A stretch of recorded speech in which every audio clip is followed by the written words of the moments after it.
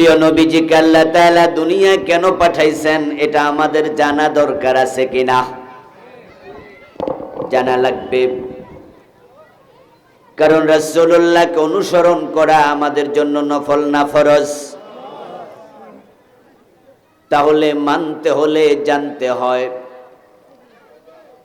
রাসূলুল্লাহর মাধ্যমে আল্লাহ তাআলা কোরআন নাজিল করলেন। এই পৃথিবীতে কোরআন পাঠানোর পিছনেও আল্লাহর একটি উদ্দেশ্য আছে। এই কোরআন কেন আসলো সেটা না জানলে এটাকে কাজে লাগাবেন কেমনে? ভালো জিনিসও যদি যথাযথ ব্যবহার না হয় যথাযথ ফলাফল পাওয়া যায় না। এজন্য দেখবেন যেই কোনো গুরুত্বপূর্ণ মেশিন, জরুরি আসবাবপত্র যখনই নতুন করে কেউ বানায়, আপনি যেই কোনো ছোট্ট একটা মেশিনও যদি কিনেন সেটার ব্যবহারের জন্য সাথে ক্যাটালগ থাকেই। এই যে আপনারা মোবাইল কিনছেন, কেমনে মোবাইল চালায়, এখন তো অ্যাভেলেবেল সবার হাতে মোবাইল, কিন্তু ফার্স্ট যখন মোবাইল আসছে তখন কোন জায়গায় টিপ দিতে হয় সেটা তো মানুষ জানতোই না। মাইক যখন প্রথম আসছে কেমনে মাইকে সুইচ টিপ দিতে হয় মানুষ এটাও তো জানতো না। কিন্তু যে বানাইছে সে বুঝা শুনাই বানাইছে। যেই কোনো মেশিনের সাথে ক্যাটালগ থাকে, বিশেষ করে যেটা নতুন আসে ক্যাটালগ থাকবেই। কারণ মেশিন যত দামি হোক, ব্যবহার বিধি যদি না জানে দামি জিনিস হয় না ঘরে ফালাই রাখা লাগবো। এই কোরআনের চেয়ে দামি কোনো কিতাব এই পৃথিবীতে নাই। কিন্তু কেন আল্লাহ পাঠাইলেন তা যদি নাই জানেন, কোরআন কাছে থাকবে, যথাযথ ফলাফল পাওয়া যাবে না। ঔষধ যখন বানায় কোনোটা খাওয়ার জন্য বানায়, কোনোটা গায়ে মালিশ করার জন্য, যেটা মালিশের জন্য বানাইছে সেটা যদি খাইয়া বইয়েন, আর যেটা খাওয়ার জন্য বানাইছে ওইটা গায়ে মাখেন, রেজাল্ট পাবেন। কোরআন আসলো কেন, রাসূলুল্লাহ আসলেন কেন, আমরা আজকে সেটা না জেনেই কোরআন শুধু পড়ে গিলাপ বেদে তাকে রেখে দিলাম, আর নিজেরা পরিচয় দিলাম আমরা কোরআনে বিশ্বাসী, আমরা কোরআন পড়ি। এখন কোরআন যে তোমরা পড়লা, কোরআন তোমাদের সমাজে মানুষ মানে কিনা, রাষ্ট্রে মানে কিনা, আদালত কোরআন দিয়ে চলে কিনা, রাষ্ট্র কোরআনের আইনে চলছে কিনা, এ নিয়ে মুসলমান মাথায় গামায় না। এজন্য কোরআনের ফল পায় না। জাহেলিয়াতের যুগে কোরআন এসে শান্তির পৃথিবী দিয়েছিল, চুরি ডাকাতি বন্ধ হয়ে গিয়েছিল। এখন কোরআন ৯২% মুসলমানের ঘরে আছে, চুরি ডাকাতির ঠেলায় থাকা যায় না। কলমের খোসায় দেশের কোটি টাকা চুরি করে কানাডায় বেগম পাড়া বানাচ্ছে। ফিয়ন ৪০০ কোটি টাকার মালিক হয়ে যাচ্ছে। দেশের মানুষ একটা ডিম কিনে খাওয়া লাগে ১৩ টাকা দিয়ে, ১৫ টাকা দিয়ে। ও দোস্ত, এই যে দ্রব্যমূল্যের ঊর্ধ্বগতি ঠেকানো কেন যায় না? আপনারা এখানে যারা আছেন অনেকেই মনে মনে বলবেন, হুজুর অসুবিধা কি, টাকা তো আছে খরচ করমু। হ্যাঁ দোস্ত, আপনারা যারা মিডল ক্লাস, যারা আপার ক্লাস, মধ্যবিত্ত, উচ্চবিত্ত, ডিম যদি একটা ৩০ টাকা হয়, খরচের টাকা আছে, আপনার সমস্যা নাই। কিন্তু যে মানুষগুলো সমাজে নুন আনতে ফান্তা ফুরায়, আগে রিক্সাওয়ালা সকালবেলায় ওর বউকে বলতো একটা কাঁচামরিচ দিয়া একটু পেঁয়াজ দিয়া একটা ডিম ভাজি করে দাও, পান্তা ভাত দিয়া খেয়ে রিক্সা চালাতে যাব। এখন ওই রিক্সাওয়ালাও ভাবে একটা ডিম কিনতে গেলে ১৫ টাকা নাই, করি কি? বাংলাদেশে ধনী মানুষ বেশি না গরিব বেশি? তো আপনার কথা, আপনার চিন্তা গরিবের ব্যাপারে মাথায় কেন নাই? এ গরিবের কথা আপনি কেন ভাবেন না? এই যে কোরআন কায়েমের কথা আমরা বলি, আলহামদুলিল্লাহ, আমরা যেই সামাজিক স্ট্যাটাসে আছি, সরকারি চাকরি করি, তারপরে দুইটা মসজিদে জুমা পড়াই, যদি ওয়াজ নসিহত বন্ধ কইরা দিই, এখানে টাকা পয়সা নাও কামাই, তারপরও তো সংসার খুব ভালো চলবে। কথা বোঝেন নাই? একটা সরকারি চাকরি করি, 2 মসজিদে জুমা পড়াই, তো আমি গরিবের চিন্তা কেন করি? আমি তো না করলেও পারি। আল্লাহ বলছে, কুনতুম খায়রা উম্মাতিন উখরিজাত লিন-নাস, তোমরা দুনিয়ায় সৃষ্টির সেরা জীব, শ্রেষ্ঠ মাখলুক, তোমাদেরকে অন্য মানুষের জন্য বানাইছি। আপনি নিজেকে নিয়ে শুধু ভাববেন, সমাজ নিয়ে ভাবা দরকার আছে না নাই? যদি না ভাবেন, আপনি সৃষ্টির সেরা দাবি করার কোনো অধিকার আপনার নাই। এই কোরআনকে আমরা কাজে লাগালাম না। এই কোরআন কেন আসলো তা অনেকে জানতেও চাইলাম না, যার কারণে আমাদের কাজ হলো সকাল বিকাল পড়ো আর গিলাপে বেঁধে তাকে রাইখা দেও, দায়িত্ব শেষ। আর আপনি বলছেন আপনি মোমেন। এই যে আমার কাছে মোবাইল আছে, এখন এটা যদি সুন্দর করে মুইসা টুইসা একবারে ভালো কইরা গোলাপ জল দিয়া ধুইয়া আমি রাখিয়া দেই, লাভটা হইল কি? এটা যে বেড়া বানাইছে গোলাপ জল দিয়া ধুইয়া মুইসা টুইসা রাখার জন্য বানাইছে। তো আল্লাহ কোরআন পাঠাইলো কেন, নবী পাঠাইলো কেন, এটাই জানলেন না, শুধু নবীর উপর দুরূদ শরীফ পড়া বইয়া রয়েছেন। এবার বলুন তো, নবী কেন আসলো, কোরআন কেন আসলো, মুসলমানদের জানা দরকার আছে কিনা? এই কথাটা বোঝানোর জন্য এই ক্যাটালগ মেটালগের উদাহরণ দিলাম। এখন ক্যাটালগটা কে বানাবে? যন্ত্র বানাইছে যে, ক্যাটালগ বানাবে সে। যন্ত্র বানাইছে উনি, ক্যাটালগ দিমু আমি বুঝি কি বানাইছে তো উনি। এখন যে ইউজার, যে যন্ত্র ব্যবহার করে, সে যদি ক্যাটালগ মতো ব্যবহার না করে, যে বানাইছে হে দোষ। এখন অবস্থাটা দেখেন, যে আল্লাহ কোরআন পাঠাইলেন, রাসূল পাঠাইলেন, তিনি কিন্তু বিস্তারিত বলেছেন, আমি এই জন্য কোরআন পাঠাইছি, এজন্য রাসূল পাঠাইছি, এবং এই কোরআন তোমরা এইভাবে মানবা। আমি রাসূলের মাধ্যমে কিভাবে সমাজে কোরআন প্রয়োগ করা লাগে, নবী মুহাম্মদকে মদিনার প্রেসিডেন্ট বানায়া সমাজে ইসলাম কায়েম করেও দেখাইছি। রাসূলুল্লাহ সাল্লাল্লাহু আলাইহি ওয়াসাল্লাম মদিনা ইসলাম কায়েম করে 10 বছর রাষ্ট্রপ্রধান হইয়া কেমনে কোরআনের আইন মানা লাগে তিনি দেখাইছেন, দেখেন নাই? উনার পরে আবু বকর, ওমর, ওসমান, আলী রাদিয়াল্লাহু তাআলা আনহুম, 4 খলিফা, উনারা কোরআন হাদিস কেমনে মানা লাগে দেখাইছে। কিন্তু 53 বছরের বাংলাদেশে সে কোরআন মাইনা আপনারা দেশ কয়দিন চালাইছেন? তো কি শুনলেন আর কি করলেন? কি ভাবছেন হাসরের দিন আল্লাহ বেহেশত আপনারা ধাক্কায় দিয়ে দেবে? বেহেশত এত সোজা? আরে আপনি তো ঈমানদারই না, আপনি তো ঈমানই বুঝেন নাই।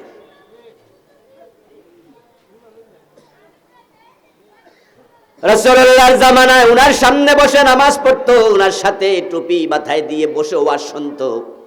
মাঝে মাঝে কিছু যুদ্ধের মাঠেও গেছে, যেমন গাজওয়ায়ে বনি মুস্তালিক নামক যুদ্ধে আব্দুল্লাহ ইবনে উবাই মুনাফিকদের নেতা, সেও সশরীরে গেছিল। কিন্তু রাসূলের উপর নাজিল হওয়া কোরআন পুরাটা মানতে মুনাফিকরা রাজি হয় নাই, অথচ রাসূলের সাথে এক মজলিসে বসতো। আল্লাহ তাদের উপরে এত রেগে গেছেন, তিনি ঘোষণা করে দিলেন, ইন্নাল মুনাফিকিনা ফিদ-দারকিল আসফালি মিনান নার, এ তোদের মতো লোকগুলো জাহান্নামে থাকবি ফেরাউন নমরুদেরও নিচে। যারা মুখে বলতো কোরআন মানি, কাজের বেলায় নাই। বরং কোরআনের আইনের কথা শুনলে তাদের চেহারা কালো হয়ে যায়, অথচ মাথায় টুপি আছে, মুখে দাঁড়িয়ে আছে, অথচ নামাজ পড়ছে 5 ওয়াক্ত। তো মুনাফিক চেনার জন্য কি ইন্ডিয়া যাওয়া লাগবে? খুব সাবধান, খুব সাবধান, কারণ আজরাইল কোন দিন আইসা যায় বলা যায় না, আজকেও তো আইতে পারে।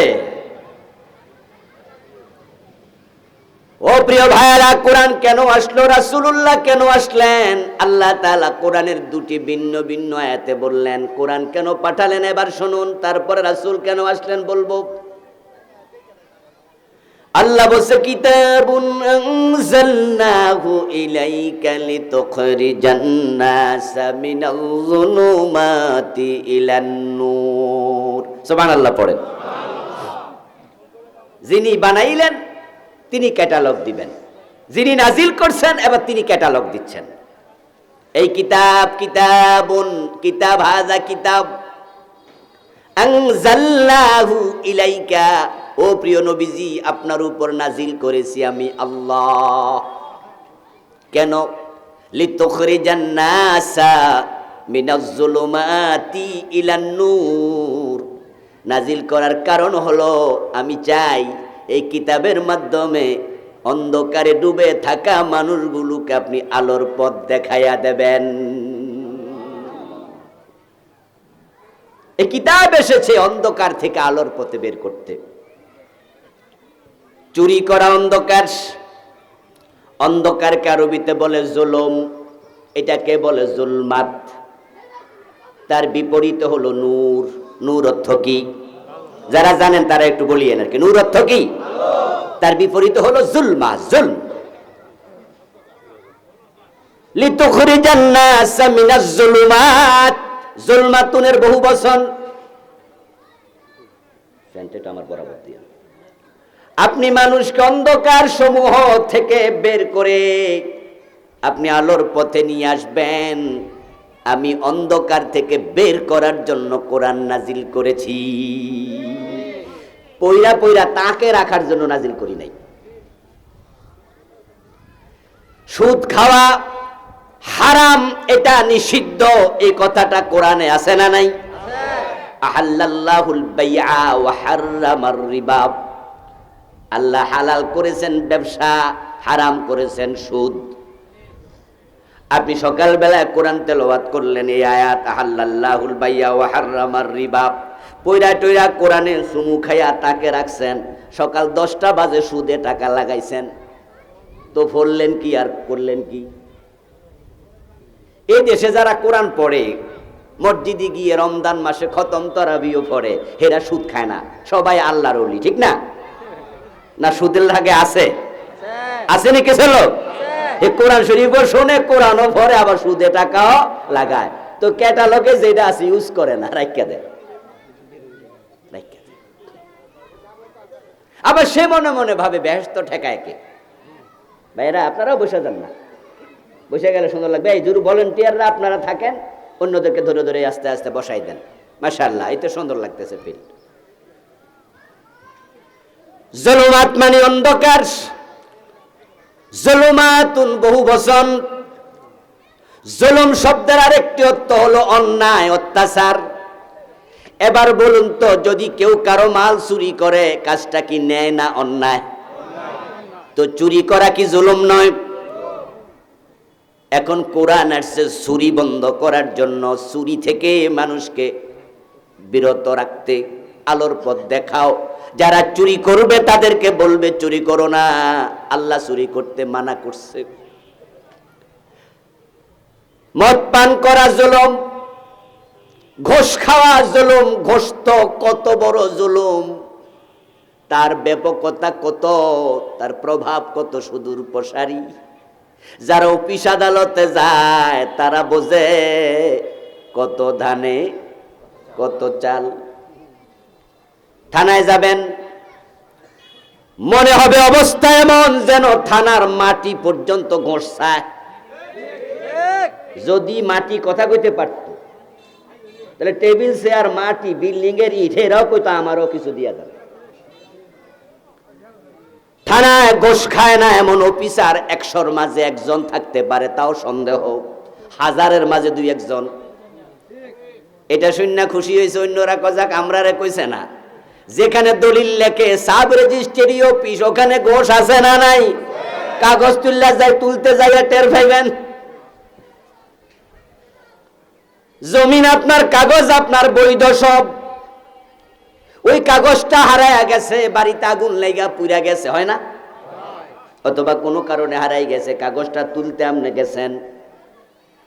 যারা সাব রেজিস্ট্রি অফিসে জমির দলিল লেখে, জমির দলিল তালাশ করে, সেখানে চাকরি বাকরি করে, সরকার তাদেরকে দায়িত্ব দিছে, তোমার কাজ হলো মানুষকে এই কাজে সহযোগিতা করা। তোমার ডিপার্টমেন্ট এইটা, এখানে খারিজ হারায় গেলে তুমি যেই জায়গায় মূল নথি আছে সেখান থেকে ফটোকপি করে তাকে হেল্প করবা। এজন্য সরকার চাকরি দিছে না? এর কাছে যাইয়া কবেন যে ভাই জমিটা, এই কাগজটা আমার, খারিজটা একটু তুলে দেন। দেখবেন আপনারে মনে চিনেই না। কি কইতাছেন মনে, বেড়া দেন দা হনে নাই। এবার আপনি একটু মুস্কি হাসি দিয়া যদি কোন ভাই যান একটু, এবার কবু কোন তাড়াতাড়ি কোন। আপনি বললেন যে খারিজ, তারপরে এবার এমন ভাবে বুঝাবে যে এই কাজ তার জন্য সরকার দায়িত্বই দেয় না, এটা অন্য কাজ। আস্তে করে ঘুরায়া পেরায়া বুঝাতে চাইবে আগে কিছু দেন তারপরে হবে। আমার দোস্ত 200-500 টাকা না দিলে কাগজটা বের করবে না। এই যে আপনারে ঠেকায়া 200 টাকা নিল, এটা কি জুলুম নয়? তার কাজ ছিল আপনাকে এখানে বলবে যে ভাই এটা তো নথিতে আছে, ঠিক আছে, কিন্তু ফটোকপি করতে 10 টাকা তো লাগবে। ফটোকপি করতে তো 10 টাকা 5 টাকা লাগবে। এই টাকা তো আমার পকেট থেকে আমি দিতে পারবো না।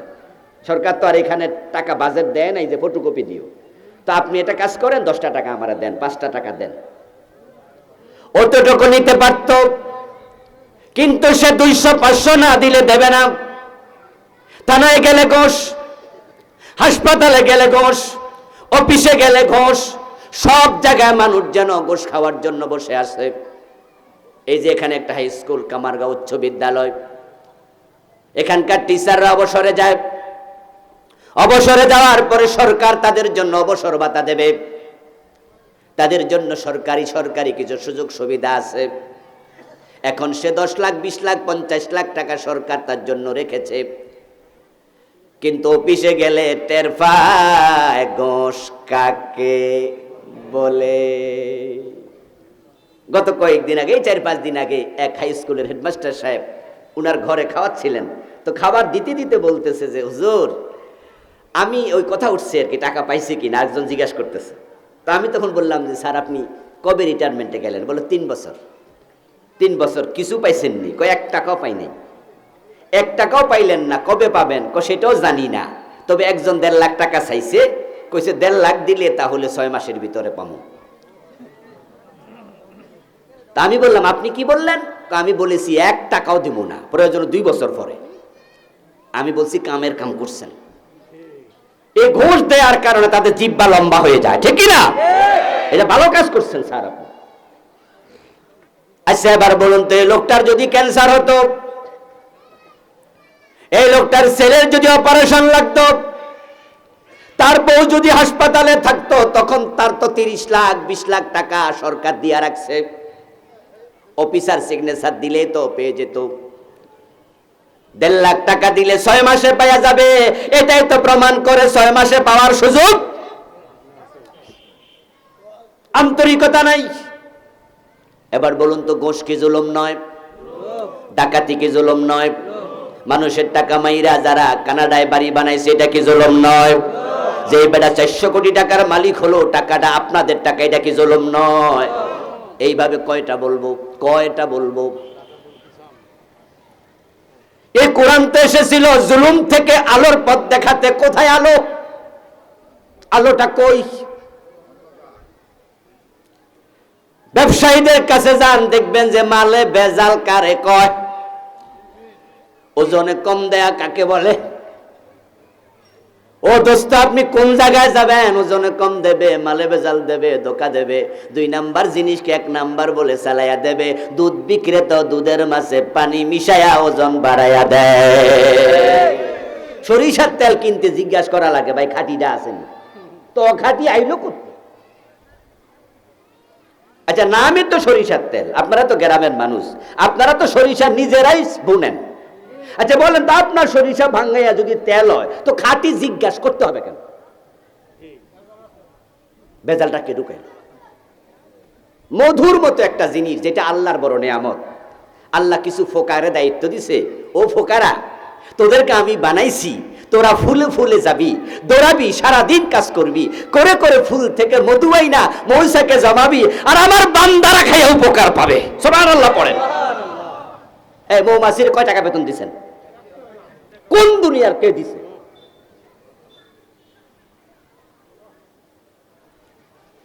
যারা মৌমাছির চাষ করে তারা কয় টাকা বেতন দিছে মৌমাছির?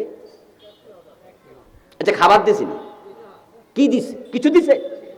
ও বেটা মাগনা কাজ করতেছে।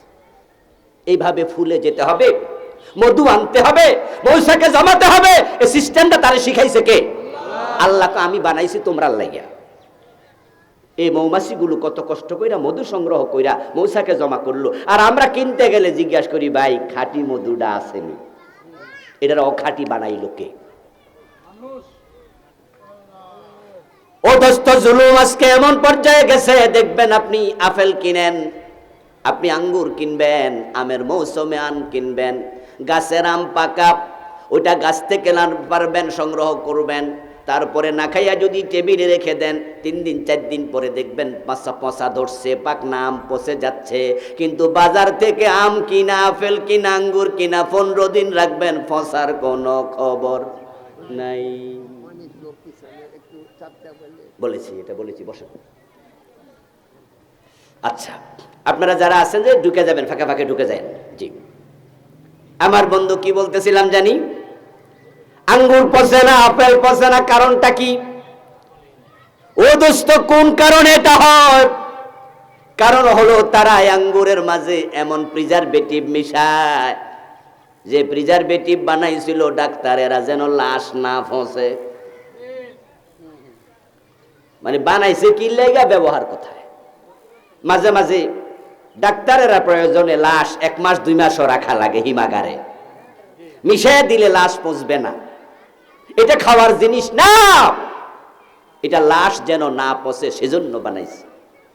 আর কিছু অসাধু লোক লস দেবে না, লস যেন না হয়, মিশিয়ে দাও প্রিজারভেটিভ, এটা খাইয়া ক্যান্সার হবে, এটা খাইয়া কিডনি ড্যামেজ হবে, এটার কারণে হয়ে যাবে ডায়াবেটিক। ঘরে ঘরে ঘরে ঘরে ডায়াবেটিক না, কোথেকে আসলে রোগ? কিডনি ড্যামেজ হয় কেন? যেই ওষুধ বেটা তুই মিশাইলি খাবারে, ওইটা খেয়ে যদি আমাদের ক্যান্সার হয়, তুই তো হত্যা মামলার আসামি হওয়া উচিত, ঠিক কিনা? হত্যা মামলার আসামি হওয়া উচিত। হ্যাঁ, দুনিয়া হত্যা মামলার আসামি হয়তো কেউ বানাবে না, কারণ আমাদের দেশ তো সেদিকে যাচ্ছে না, কিন্তু আখেরাতে আল্লাহ কি ছেড়ে দেবে? এ কোরআন আমি পাঠাইছি যেন মানুষকে অন্ধকার থেকে আলোর পথ দেখানো হয়। রাসূলুল্লাহ সাল্লাল্লাহু আলাইহি ওয়াসাল্লামের উপর কোরআন নাজিল হলো। এই কোরআন নিয়ে তিনি এবার মানুষের বাড়িতে গেলেন। আবু বকর বললেন, আমি মানতে রাজি। ফারুক আজম ওমর বলেন, আমিও রাজি। উসমান বলে, আমি রাজি। আলী বলে, আমি রাজি। খাদিজা বলে, আমি রাজি। যায়েদ বলে, আমি রাজি। রাদিয়াল্লাহু তাআলা আনহুম 1.25 লক্ষ সাহাবী দাঁড়ায়া গেলেন। তারা বলেন, কোরআনে যা আছে আমরা সব মানতে রাজি। যখন পুরা জাতি রাজি হয়ে গেল, মক্কা বিজয় হলো, মদিনা বিজয় হলো, পুরা অঞ্চলে এমন শান্তি আসলো, সেখানে আর কোনো জুলুম নাই। কোরআন নাজিলের যুগের নাম আমরা দিয়েছি আইয়ামে জাহিলিয়া। অথচ প্রিয় নবীজি ইন্তেকালের আগে বলছেন, খায়রুল কুরুনি করনি। এই যুগ, যে যুগের কথা আমি বলছি, তোমরা জাহিলিয়া বলো, আমি নবী মুহাম্মদ ঘোষণা দিলাম, এখন আর জাহিলিয়াত নাই। আমি নবীর যুগ দুনিয়ার সর্বশ্রেষ্ঠ যুগ। এর মাঝেও কিছু খারাপ মানুষ থাকে। রাসূলুল্লাহর যুগে সব মানুষ ভালো ছিল না, সেখানে কিছু মুনাফিক ছিল, ইহুদি ছিল, খ্রিস্টান ছিল, আবার মুসলমানের মাঝেও 2-4 জন অপরাধী লোক ছিল। যেমন একজন মহিলা এর মাঝে চুরি করে ফেলেছে। আমরা যতই ভালো মানুষ হই না কেন, আমাদের সাথে একটা দুষ্ট শয়তান আছে না নাই? রাসূলুল্লাহ সাল্লাল্লাহু আলাইহি ওয়াসাল্লাম বলেছেন, এমন কোন মানুষ নাই যার সাথে দুষ্ট শয়তান নাই। শয়তান সবার সাথে আছে। ইভেন রাসূল বলে, আমি নবী মুহাম্মদ, আমার সাথেও একটা শয়তান আছে।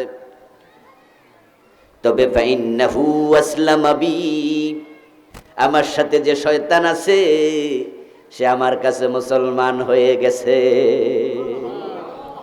সে আমার কথা শোনে, সে আমারে ধোঁকা দেয় না, ধোঁকা দিতে চায় না। আচ্ছা, রাসূলের শয়তান যিনি সাথে আছে ও বেটা ভালো হয়ে গেছে। আচ্ছা, আমরা সাথে যে শয়তান আছে হে ভালো হয়েছে? সাহাবায়ে কেরামের সাথে কি শয়তান ছিল না? তাই দেখা গেছে মাঝে মাঝে কিছু অপরাধ তাদের থেকেও প্রকাশ হয়ে গেল। ওই মহিলা সাহাবী চুরি করলো, এবার আল্লাহর নবী বলছেন এই কোরআনের মাঝে আছে। কোরআন আল্লাহ নাজিল করছে কেন? মানার জন্য, আমল করার জন্য। এখন আমলের কিতাব, মানার কিতাবে আছে আস-সারিকু ওয়াস-সারিকাতু ফাকতাউ আইদিয়াহুমা, চোর পুরুষ হোক আর মহিলা হোক ধরে ধরে হাত কেটে দাও। এখন কোরআনের আইনের আলোকে ওই মহিলা চোরের হাত কেটে দিতে হবে, হাত কাটো। প্রিয় নবীজি যখন এই অর্ডার দিলেন, তখন সাহাবাদের মাঝে এটা নিয়ে একটু প্রতিক্রিয়া হলো, কারণ এর আগে কোনো মানুষের হাত কাটার ঘটনা আর ঘটেনি। তো সাহাবাদের মাঝে কেউ কেউ বললেন যে মেয়েটা অবিবাহিতা, যদি তার হাত কেটে দেয়া হয় তাহলে তো এই খুঁতের কারণে, এই দোষের কারণে আর বিবাহ হওয়ার সম্ভাবনা নাই, এবং তার বংশ ছিল সম্ভ্রান্ত। যদি হাত কেটে দেয়া হয় তাহলে তার বংশের মুখে চুনকালি লাগবে। রাসূলুল্লাহকে একটু অনুরোধ করো তো, তিনি যেন তার হাত না কেটে অন্য কোনো শাস্তি দেন। কিন্তু প্রিয় নবীর কাছে এই প্রস্তাব কে দেবে? আল্লাহর হাবিব তো রেগে যাবেন, কারণ যারা দস্যুবাদী মানুষ তারা অন্যায় প্রস্তাব সহ্য করবে না, অন্যায় কথা শুনে রেগে যাবেন, এটাই স্বাভাবিক। আবু বকর, ওমর, উসমান কেউ রাজি হয় না। কে বলবে? আল্লাহর হাবিবের প্রিয় পাত্র, ওনার নাতি পালক পুত্র যায়েদ, তার ছেলের নাম ছিল ওসামা। রাসূলুল্লাহ সাল্লাল্লাহু আলাইহি ওয়াসাল্লাম ওসামা রাদিয়াল্লাহু তাআলা আনহুকে বড্ড আদর করতেন। তাই সাহাবারা বলতেছে এই কথাটা ওসামার মাধ্যমে বলো। ওসামার বয়স ছিল কম, এজন্য উনি আর দেরি করে নাই, দাদার কাছে গিয়ে হাজির। ইয়া রাসূলুল্লাহ, দাদা যান, আমি একটা প্রস্তাব নিয়ে আসছি, এই মহিলার হাত না কেটে আপনি অন্য শাস্তি দেয়া যায় না, একটু ভাববেন। ফাতালাওয়ানা ওয়াজহু রাসূলিল্লাহি সাল্লাল্লাহু আলাইহি ওয়াসাল্লাম, সাথে সাথে প্রিয় নবীর চেহারা লাল হয়ে গেল। সুন্দর মানুষ রাগ করলে কেমন হয়? লাল হয়। আর যারা কালো মানুষ আরো কালো হয়। এই জন্য যারা কালা আছেন কোনোদিন রাগ করবেন না, কিন্তু সুন্দর মানুষ রেগে গেলে লাল হয়ে যায়। প্রিয় নবীর চেহারা লাল হয়ে গেল। রাসূল যখন রেগে যেতেন আনারের দানা যেমন লাল, হাদিসে পাওয়া যায় প্রিয় নবীর চেহারা এরকম লাল হয়ে যেত। সুন্দর মানুষ আরো লাল হয়ে গেছে।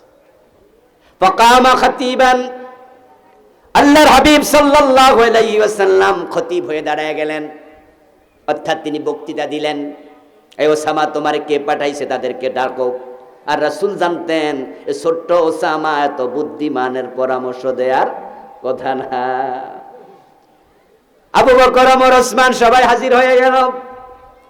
আল্লাহর হাবিব সাল্লাল্লাহু আলাইহি ওয়াসাল্লাম বললেন, শোনো, অতীতের অসংখ্য উম্মতকে আল্লাহ ধ্বংস করে দিয়েছে, তাদের বিচারের দ্বিচারিতার কারণে তারা গরিব পাইলে শক্ত করে ধরতো, ধনী পাইলে ছেড়ে দিত। আমি নবী মুহাম্মদ, আমার আদর্শ ভিন্ন, আল্লাহর কথার বাহিরে আমি যাব না। লাওয়ান্না ফাতিমাতা বিনতা মুহাম্মাদিন সারাকাত, ওই মহিলা নয়, যদি আমার মেয়ে ফাতেমা চুরি করত, আমি নবী মুহাম্মদ ফাতেমাকে রেহাই দেব না, তার হাতও কেটেই দেব। সুতরাং তোমাদেরকে আমি বলছি, এই মেয়েটার হাত কেটে দাও। কথা নাই, হাত কেটে দেয়া হলো। 53 বছরের বাংলাদেশে চোর ধরে হাত কাটার ইতিহাস একদিনও নাই, আমরা একদিনও কাটি নাই। এই 53 বছর যারা আইন মন্ত্রণালয় চালায়, রাষ্ট্রের মূল চাবি কাটি না রে, সবগুলাকে আখেরাতে আল্লাহর আদালতে আসামি হওয়া লাগবে। আওয়াজ বাড়াই দাও।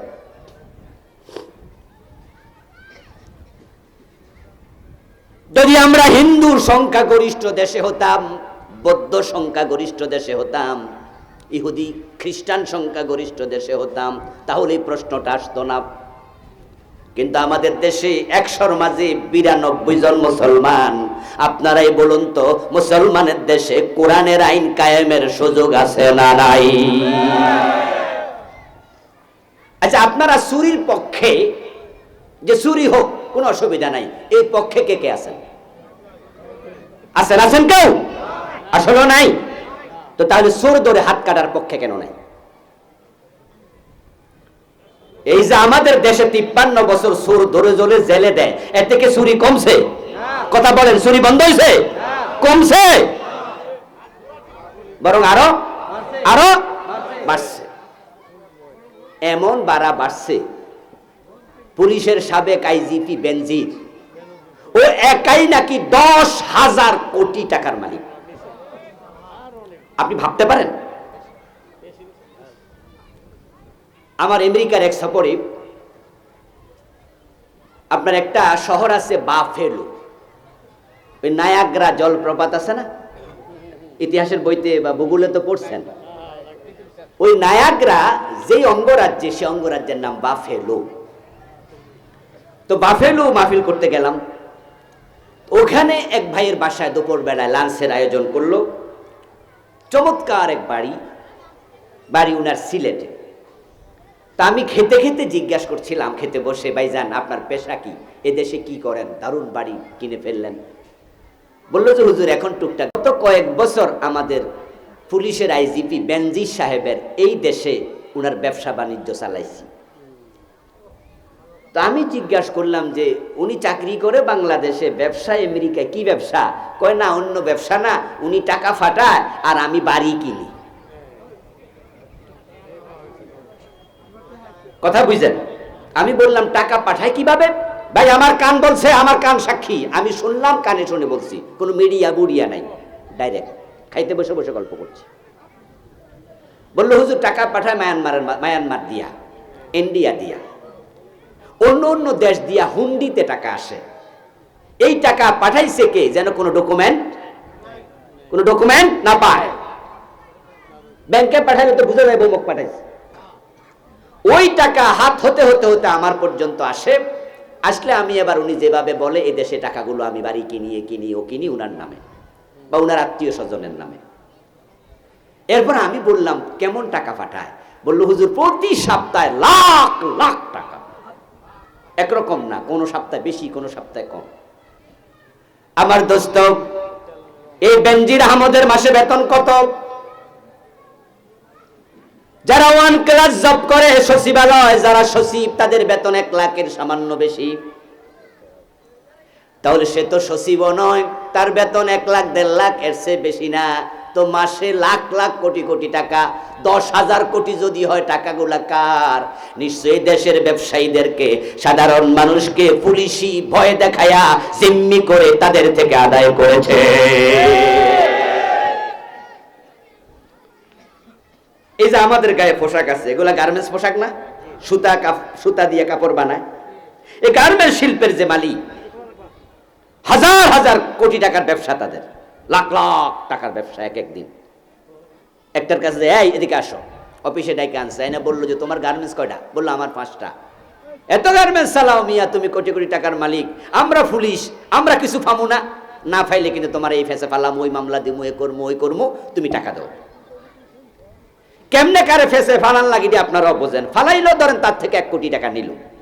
আচ্ছা 1 কোটি টাকা গার্মেন্টস ব্যবসায়ী টাকাটা তোলা লাগবে না? ও বেটা ওই টাকা তুলতে গিয়া কাপড়ের সুতার দাম বাড়াইয়া দিল। কথা বুঝছেন? এখন এই কাপড় কিনতে যায় আমি টাকা বেশি দেয়া লাগলো, আলটিমেট এই টাকা জনগণের কান্দে পড়ল।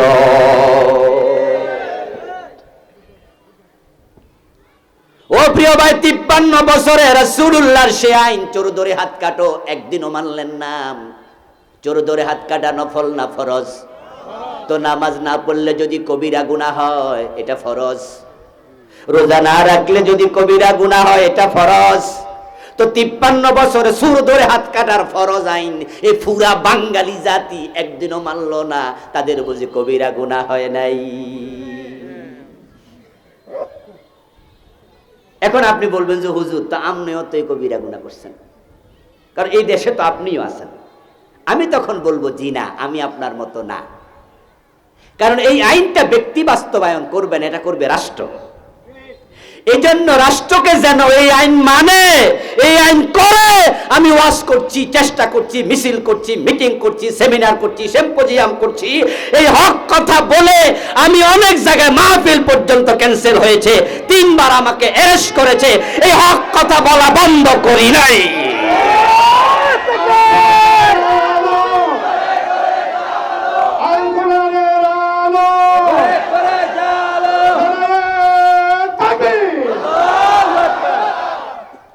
তিনবার অ্যারেস্ট হয়েছি, এ কথা বলা বন্ধ করি নাই।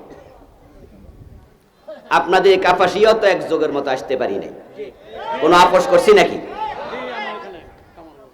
কুছ পরোয়া নেই, আল্লাহর কাছে যেন ধরা না খাই।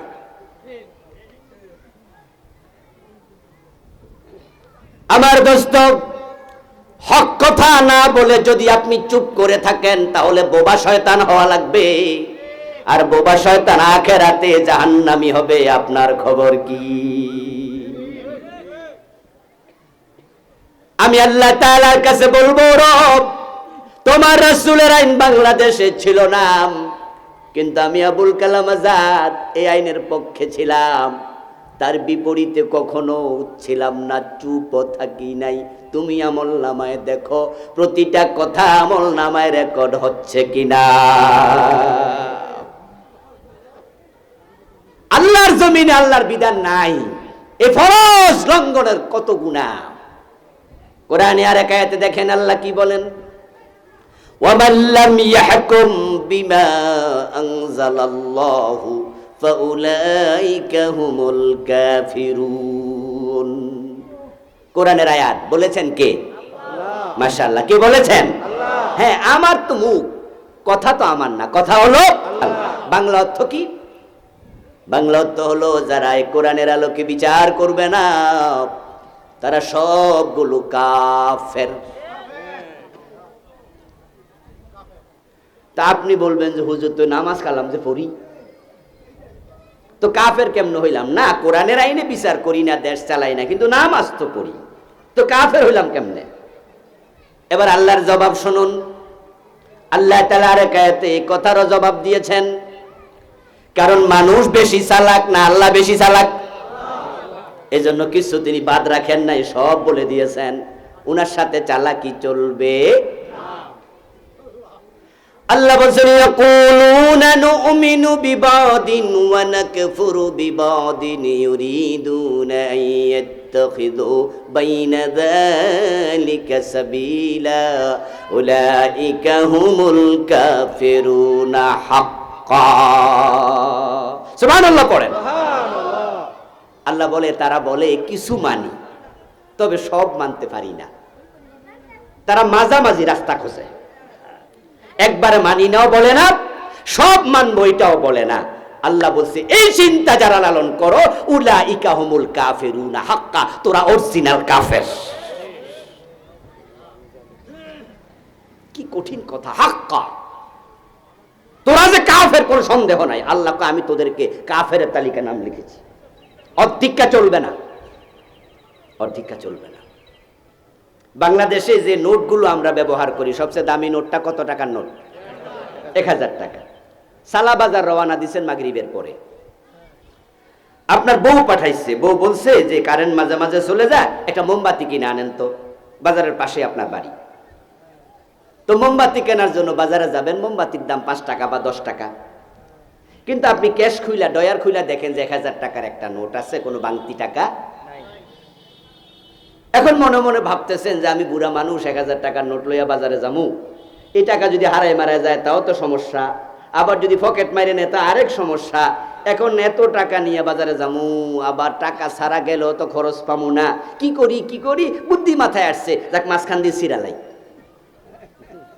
সুন্দর কইরা ভাঁজ কইরা মাঝখান দিয়ে সিরালাইছেন। সিরা মনে মনে ভাবতেছেন যা যদি হারাইয়াও যায় 500 বাঁচলো, অর্ধেকটা বাড়িতে রাইখা বাকি অর্ধেকটা বাজারে গেছেন। আচ্ছা, বাজারে যাই এই টাকার নোটটা আপনি দোকানদারকে দিয়ে বললেন যে ভাই একটা মোমবাতি দাও 10 টাকা দামের, উনি দিবে তো? কথা বলতে হবে কিন্তু ভাইয়েরা, উনি দিবে? বরং সে বড় চোখ দিয়ে আপনার দিকে তাকাইয়া থেকে মনে মনে ভাববো চাচা পাগল হইল কবে, কিরে চাচা তো সুস্থ মানুষ, পাগলামি করতেছে। তো সে বললো যে চাচা আপনি এটা কিতা করলেন যে মাঝখানে, বাকিটা কই? তখন চাচা করলো, মিয়া বুদ্ধি তোমার চেয়ে আমার কম না, ও আমারটা আমি করছি, কেন করছি আমি বুঝি, তুমিও 490 টাকা ফিরাই দাও। দিবে? 10 টাকার মোমবাতি 490 টাকা সাথে ফিরাবে? কত ফিরাই দেবে? এই ভাইরা বলতে হবে কত ফিরাবে? তো টাকা অর্ধেক আছে কিনা? তো শুধু নামাজ পড়ে জান্নাত চাইবেন, আল্লাহ দেবে তো? বাকিটা কই? শখে পড়ি না, শখে বলি না।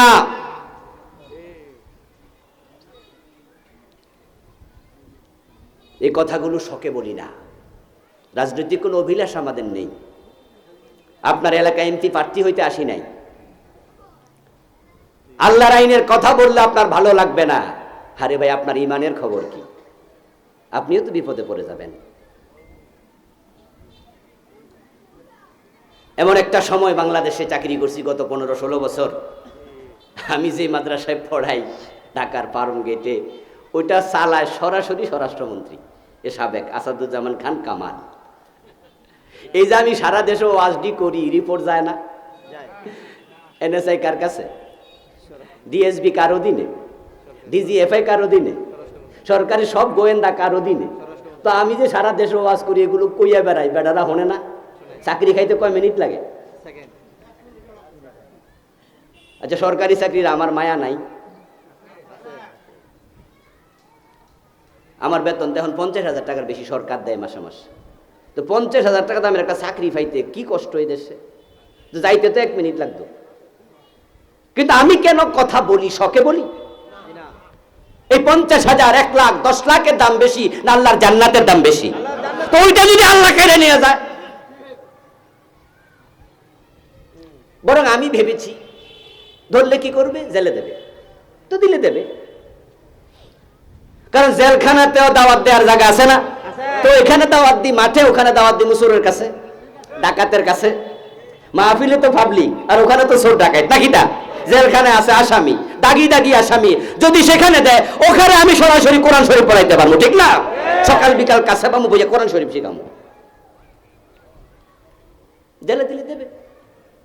চাকরি চলে গেলে কি রিজিক বন্ধ হয়ে যাবে? চাকরির মালিক কি সরকার?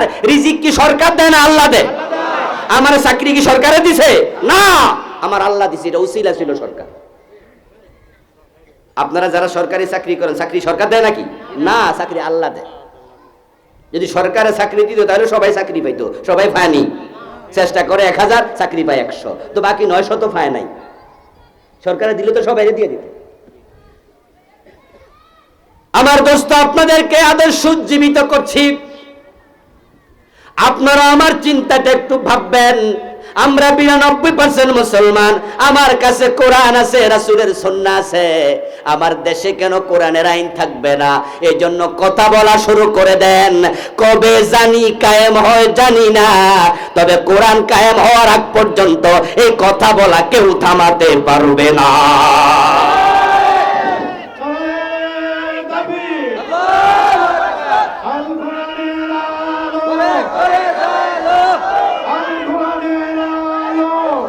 আমার প্রিয় ভাইয়েরা, এ কথা বলতে বলতে আজরাইলের সাথে আমার সাক্ষাৎ হবে। আপনাদের হবে না? আজরাইল হঠাৎ একদিন আসবে, এসে বলবে ওঠো চলো, এবং তিনি যখন আসবেন আর আগে কোনো সংকেত দিবেন না, হঠাৎ করে আসবেন। আচ্ছা, এমন কি হতে পারে না যে আজকে মাহফিল থেকে যাওয়ার সময় আমার মৃত্যু হবে? আমি আমার রবের কাছে যখন যাব, আজকে আমার আমলনামায় রেকর্ড হচ্ছে যে আমি আল্লাহর কোরআনের আইনের কথা আজকেও বলেছি। এই দেশে কোরআনের আইন না থাকলেও আমার কোনো লস নাই, আমার রব আমার আমল দেখে বিচার করবে, ঠিক কি না? মদিনায় তো রাসূলুল্লাহ ইসলামী রাষ্ট্র করছে। আব্দুল্লাহ ইবনে উবাই কি বেহেশত পাইছিল? ওর বাড়ি কোথায়? হ্যাঁ, মাশাআল্লাহ। আব্দুল্লাহ ইবনে উবার বাড়ি কোথায়? মদিনায়। ইসলামী রাষ্ট্র প্রথমে কায়েম হয়েছে কোথায়? কিন্তু আব্দুল্লাহ ইবনে উবাই কি জান্নাত পাইছেনি? কারণ সে তার পক্ষে নাই। আর মা খাদিজার বাড়ি কোথায়? মক্কায়। মারা গেছে কোথায়? মক্কায়। কিন্তু মা খাদিজা কি দোজখে গেছে নাকি?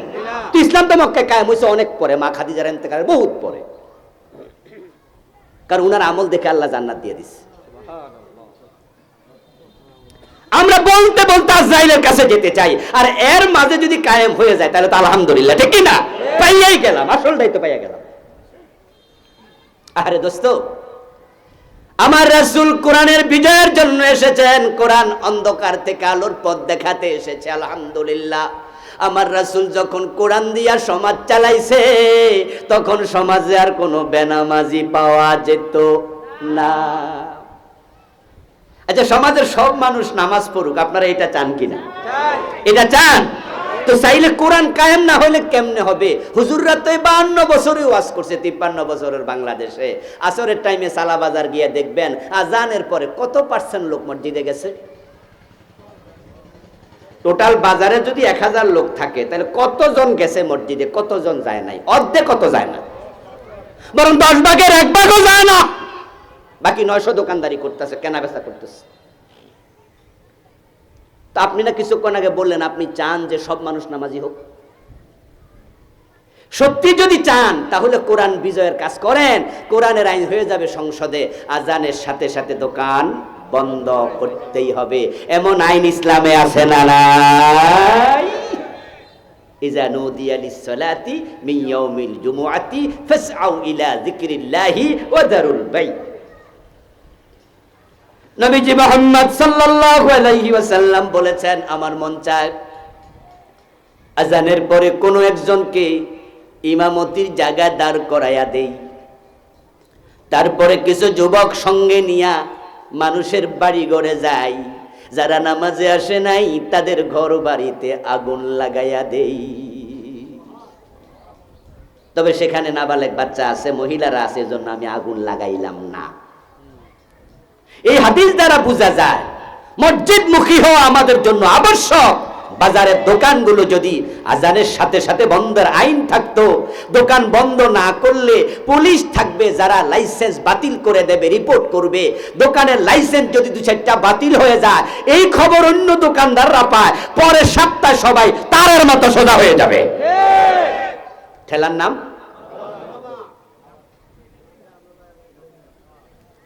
আর মানুষজন যদি সবাই মসজিদে চলে যেত, ক্রেতারাও যায় বিক্রেতারাও যায়, তাহলে বলুন তো বাজারের মসজিদে 1-2বার জামাত হবে না, বারবার হওয়া লাগবে?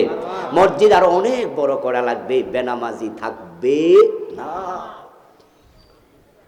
তাবলীগের ভাইরা, এই নামাজের জন্য আপনারা কত কষ্ট করলেন। এই দেশে নামাজের দাওয়াত তাবলীগের মতো এত বেশি আর কোন জামাত, কোন দল দেয় না। কিন্তু আমাদের এই ভাইয়েরা তো 53 বছর দাওয়াত দিল, তার আগ থেকে শুরু করলো। ফজরের টাইমে নামাজি কই? মসজিদ তো খালি।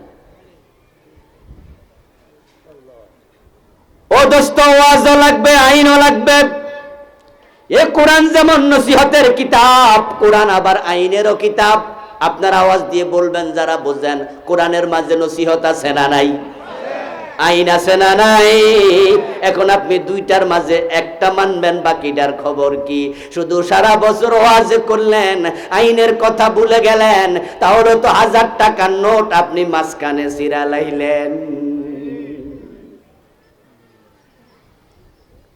ফজরের নামাজের ফরজ কয় রাকাত? মাশাআল্লাহ, জোরে বলেন কয় রাকাত? আচ্ছা, এক রাকাত যদি ঠাস হইয়া পড়লেন সূরা ইয়াসিন দিয়া, 15 মিনিট লম্বা, দ্বিতীয় রাকাত না পড়া বাড়ি চলে গেলেন, ওই এক রাকাতের দাম কত? আল্লাহরে কয়ে দিবেন, আল্লাহ এক রাকাত তো দারুণ কইরা পড়ছি। আল্লাহ বলবেন, আমি বলেছি 2, অর্ধেকের কোনো দাম। ও দোস্ত, আমরা ইসলামের ব্যাপারে ব্যাকল, বেকুব, ব্যাকল, এখানে বুঝি না অর্ধেক মাইনা জান্নাত চাই। আপনারা কারা চান না, কারা চান না দারিদ্রতা বিমোচিত হোক? সবাই আমরা চাই এ গরিব মানুষগুলো 2 মুঠো খেয়ে বেঁচে থাকুক। যারা ভিক্ষা করছে তারা যেন ভিক্ষা না করে, যারা মেয়ে বিয়ে দিতে পারে না টাকার অভাবে তার মেয়েটার যেন বিয়ে হয়ে যায়, যারা অসুস্থতায় ওষুধ কেনার টাকা নাই রাষ্ট্র যেন চিকিৎসার ব্যবস্থা নেয়, গরিব মানুষ যেন গরিব না থাকে। এটা আমরা কে না চাই? সবাই চাই। কিন্তু যাকাত ভিত্তিক অর্থ ব্যবস্থা কায়েম করার পক্ষে আপনি আসেন না। যদি দেশটা জাকাত ভিত্তিক চলতো, রাষ্ট্র জাকাত তুলতো, গরিবদেরকে জাকাত দিত, পুরা দেশে দারিদ্রতা বিমোচন করতে 15 বছরও লাগবে না।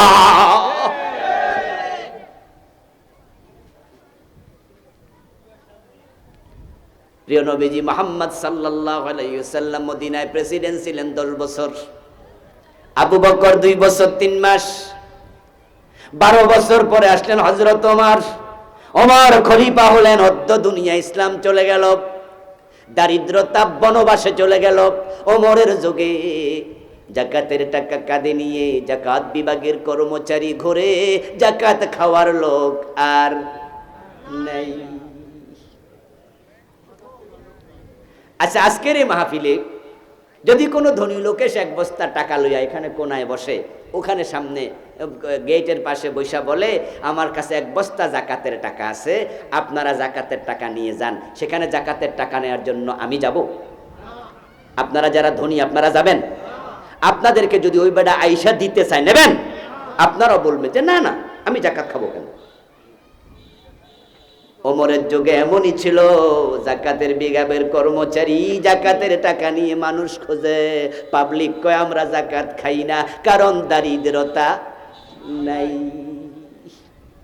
আর ইসলাম, আর ইসলাম, আর ইসলাম, ইসলাম সে তো পরশ মানিক, তারেকে পেয়েছে খুঁজি, পরশে তাহার সোনা হলো যারা, তাদেরই মোরা বুঝি। এই দেশের গরিব মানুষগুলো ইসলাম বুঝলো না, তারাই 500 টাকা দিলে ভোট দিয়া লায়, ঠিক না? একটা বিড়ি খাওয়াইলে বাটফাররে ভোট দিয়া দেয়। এই গরিবেরা এগুলা করে বেশি, ধনীরা 5 টাকা দিয়ে বেচা যায় না। গরিবদের ভোট কেনা সহজ। গরিবরা যদি সিদ্ধান্ত নিত ভোট বেচবো না, ইসলামের পক্ষে আসবো, কোরআনওয়ালারা ক্ষমতায় যদি যায়, গরিবদেরকে আগে খুঁজে খুঁজে জাকাতের টাকা দিয়ে ধনী বানাই দেবে। কারণ জাকাতের টাকার হকদার কেডা? কারা হকদার? তো গরিবরাই তো খুঁজে বাইর করবো, আর ওরাই তো দিবে। আচ্ছা, আপনাদের গাগটিয়া সালা, এটা কি ইউনিয়নের নাম? গাগটিয়া ইউনিয়ন। আচ্ছা, এই ইউনিয়নে যদি গরিব খুঁজে বের করা হয় যে মোট 500 গরিব আছে, আর রাষ্ট্র যদি বলে যে এই 500 জনকে ডেকে আনো, মহিলা গরিব হলে তাকে সেলাই মেশিন কিনে দেয়া হবে, সেলাইয়ের প্রশিক্ষণ দিয়ে, অথবা একটা গাই গরু অস্ট্রেলিয়ান 1 লাখ 1.5 লাখ দিয়ে কিনে দেবে, সে দুধ বেচবে। গরিব যা আছে রিক্সাওয়ালা একটা অটো রিক্সা কিনে দেবে।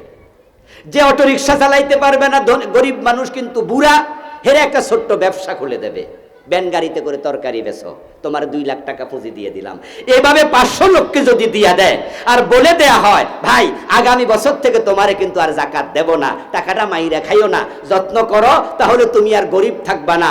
যদি সে ব্যবসা করে 1 বছরের ব্যবধানে এই লোকে আবার জাকাত দেয়া শুরু করতে পারবে। এই 500 জনের মাঝে 100 জন বাদ দেন, বাকি 400 জন ধনী হয়ে যাবে, মানে জাকাত খাওয়া লাগবে না, মোটামুটি টুনটুন্না ধনী হয়ে যাবে। ইসলাম না আসলে এটা হবে না। কারণ যারা ইসলামের আইন মানে না তারা আমানতদার হয় না, ওরা উল্টা খাইয়া বইয়া থাকবে। এই 53 বছর আমরা এটাই দেখেছি। এখন প্রিয় নবীজি সাল্লাল্লাহু আলাইহি সাল্লাম যেই কারণে দুনিয়া আসলেন দ্বীনের বিজয়, ওই পেশারও লাগবে, ইংরেজিওয়ালাও লাগবে, কিন্তু সবার আগে কোরআন থাকবে। কোরআন এক নাম্বার, বাকিগুলো হবে দ্বিতীয় নাম্বার, ঠিক কি না? বাল তুসিরুনাল হায়াতাদ দুনিয়া। আল্লাহ তাআলা কোরআন মাজিদে বলে, আমি জানি যে তোমরা দুনিয়া ফাইয়া এটারে প্রাধান্য দিবা, আখিরাত ভুলে যাবে। আলহামদুলিল্লাহ, আল্লাহর কিছু বান্দার আখিরাত বলে নাই। 5টা বাচ্চা, 5টাই আলেম, এমন পরিবারও আছে। আমি এমন পরিবারও চিনি, সন্তান যে কয়জন সবগুলো হাফেজ, সবগুলো মাওলানা। আমার বন্ধু, আপনাদের কাছেও সেই অনুরোধ রাখবো, আপনার একটা সন্তান কমপক্ষে আলেম বানাবেন, একটাকে কমপক্ষে কোরআনওয়ালা বানাবেন, যেন আপনার মৃত্যুর পরে আপনার সন্তান জানাজার নামাজ ইমামতি করতে পারে। এরপরে সে মাওলানা হইয়া অন্য অন্য বিষয় পড়বে, আলিম পর্যন্ত পড়ুক, মেশকাত পর্যন্ত পড়ুক। এরপরে সে যদি ইউনিভার্সিটির প্রফেসর হইতেছে, ডাক্তারি পড়তেছে, পড়ুক না। সে অতটুকু পড়ার কারণে দেখবেন যে সে ইসলামের মোটামুটি চর্চা জানবে। ও ভাই, আপনার সন্তান যদি আপনার জানাজার ইমাম হয়, সে আল্লাহু আকবার বলে লাশের সামনে খাড়াবে, দোয়া করবে, আল্লাহুম্মা গফিরলি হাইয়িনা ওয়া মাইয়িতিনা ওয়া শাহিদিনা। এই দোয়া যখন করবে, আল্লাহ তুমি ক্ষমা করে দাও আমার এই মৃত বাবাকে, আমার মৃত মাকে। আপনার লাশ সামনে অন্য হুজুর যদি ইমাম হয়, তার দোয়া আসবে মুখ থেকে, আর আপনার ছেলে যদি ইমাম হয়, দোয়া আসবে কলিজার ভিতর থেকে। কলিজার ভিতর থেকে দোয়া আসবে। রাব্বির হামহুমা নিয়মিত শুনবেন, পড়বে। কি ভাবছেন সন্তান আলেম বানাইলে রিজিকের অভাবে মরে যাবে? রিজিকের মালিক কে? রিজিকের মালিক কে? আল্লাহ, আল্লাহ, আল্লাহ। এই যে আমাদের বাবারা, আলহামদুলিল্লাহ, আমাদের দাদা, আমার বাবা, আমরা যে আলেম বানাইছে, ওরা কি ঠকছে? ঠকে নাই। বিদেশ থেকে আমাদের কাছে অফার, আলহামদুলিল্লাহ। এই অগাস্টেও 22 দিন ছিলাম আমেরিকায়, যাওয়ার টিকিট দিছে, আসার টিকিট দিছে, 22 দিন খাওয়াইছে, আসার সময় এতগুলা ডলার দিয়ে দিছে। এই কাতারে যাওয়ার জন্য কয়দিন পরে প্রোগ্রাম, আমি বলছি পারবো না, একবারে এই মার্চের শেষ দিকে হলে পারবো। আমরা তো এখন অভাবে নাই, আমরা খাবার অভাবে নাই, বরং আমরা খাই না। এজন্য আমাদের কোনো গর্ব নাই। এটা সবটার উসিলা কি? আল্লাহর কোরআন। আপনি দেখবেন বারাকা কাকে বলে, আপনার মসজিদের ইমামের দিকে তাকাবেন, বেতন পায় 5,000 10,000, কিন্তু গায়ের জামাটা দেখবেন পরিপাটি। তার সন্তান দেখবেন সবগুলো ভদ্র হয়েছে। কোন ইমামের ছেলে গাঁজাখোর হয় না, বাটপার সিটার হয় না। কোরআনের সাথে বরকত আল্লাহ দিয়ে দেয়। আর 1000 কোটি টাকার মালিক আছে, পোলাপান কথা শোনে না, মেয়ে ড্যান্স ক্লাবে নাচে, ছেলে যায় গাঁজা খাইয়া শুয়ে থাকে, শান্তি নাই, ট্যাবলেট না খাইলে রাতে ঘুমেও ধরে না। এজন্য আসুন আমরা কোরআনের পক্ষে চলে আসি, কোরআনটাকে জীবনে লালন করি। সকাল বিকাল তেলাওয়াত করব, অর্থ বুঝবো, নিজে পাঠ করে যা বুঝলাম জীবনে আমল করব, এবং বাংলার এই জমিনে কোরআনের আইনের পক্ষে এখন থেকে কাজ করব। যারা কোরআনের পক্ষে, আমরাও তাদের পক্ষে, যারা কোরআনের পক্ষে নাই, আমরাও তাদের পক্ষে থাকব না। যদি এই চিন্তা লালন করেন, আপনি প্রকৃত মুমিন। না হয় আপনি এখানেও আছেন, হেয়ানেও আছেন, আপনি মুনাফিক। আল্লাহ তাআলা আমাদেরকে নেফাক থেকে হেফাজত করুন, বলি আমিন।